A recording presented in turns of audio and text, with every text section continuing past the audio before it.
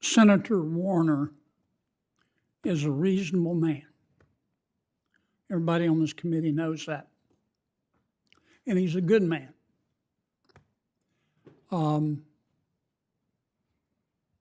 I understand he's interested in process, and I'm not saying that process isn't important.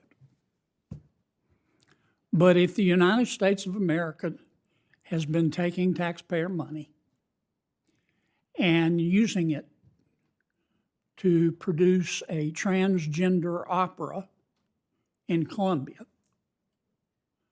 then I want to know about it. And I'm glad to know about it.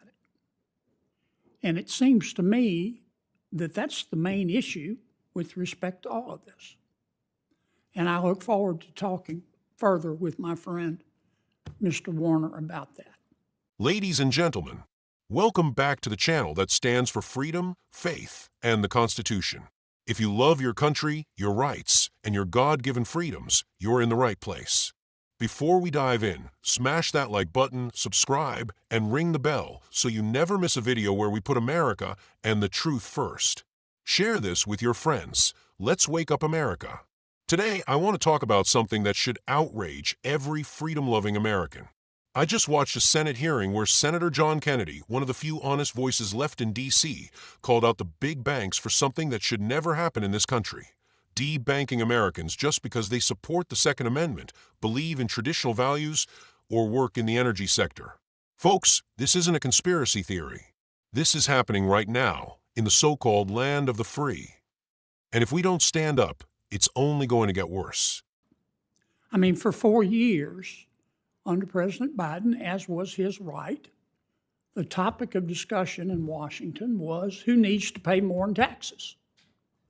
Who needs to pay more in taxes?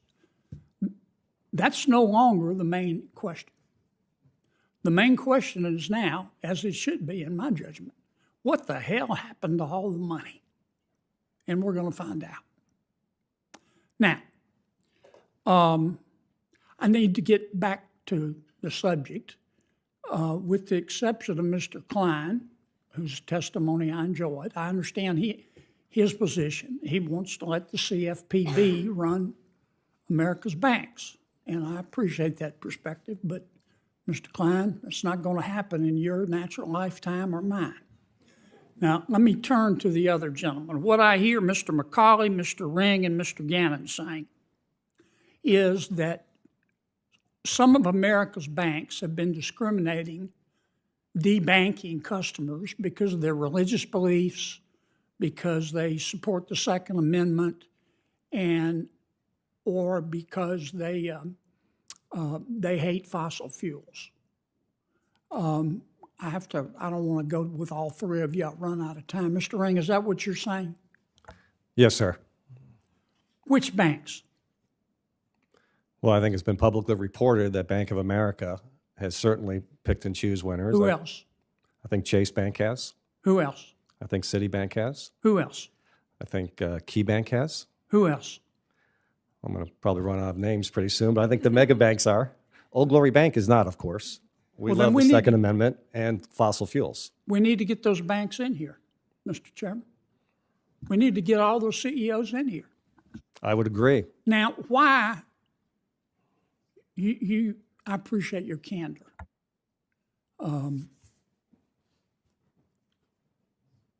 Why do you think, are banks doing this because they're scared of the regulators? Or are they doing this because the people running the banks are prosecuting their political beliefs? I mean, when a bank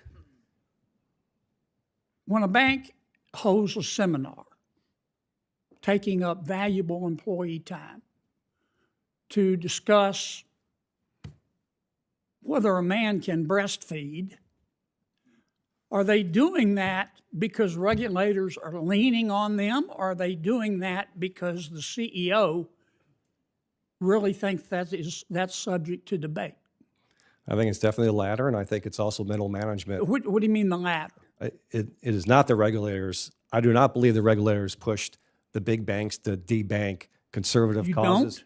I do not. I think it was their internal choice by these big banks. Why?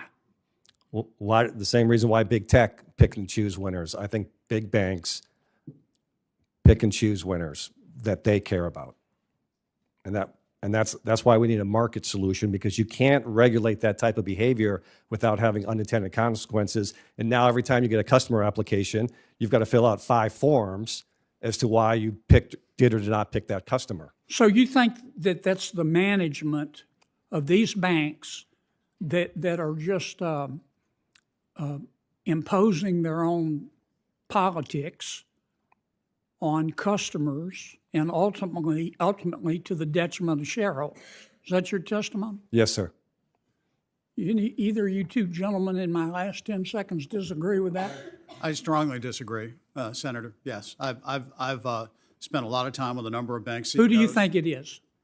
I believe it's the regulators. How about you, sir? It's definitely regulators. All the big banks wanted to work with crypto and were scared away from it by the regulatory apparatus. All right, I'm out of time.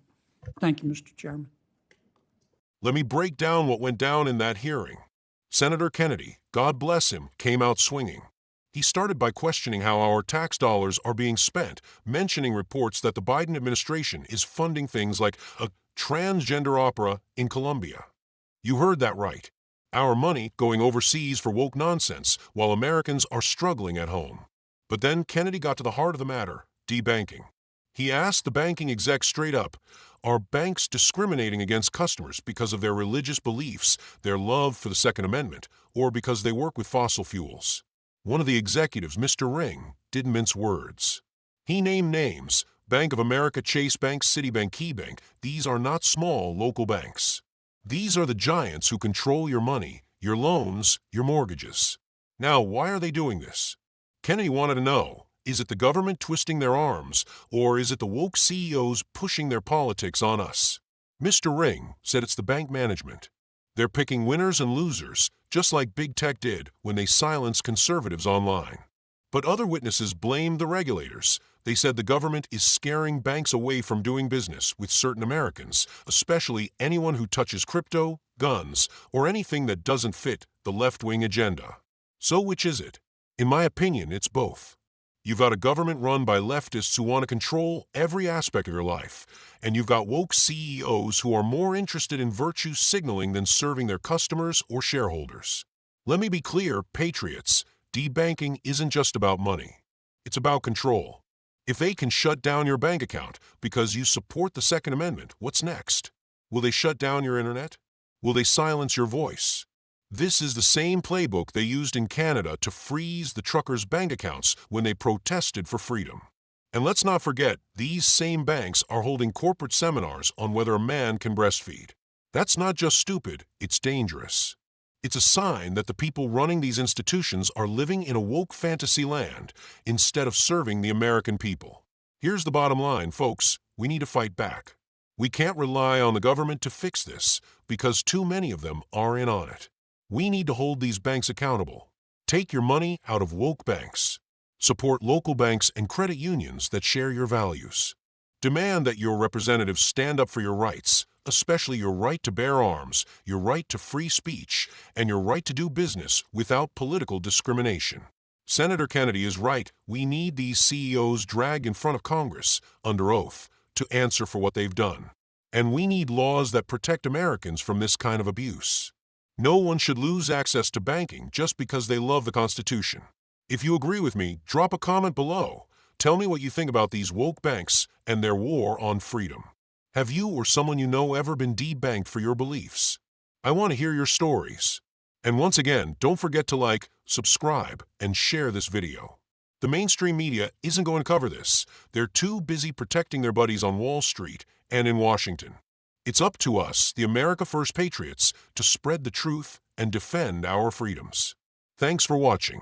Remember, freedom isn't free. We have to fight for it every single day. This is America First, signing off.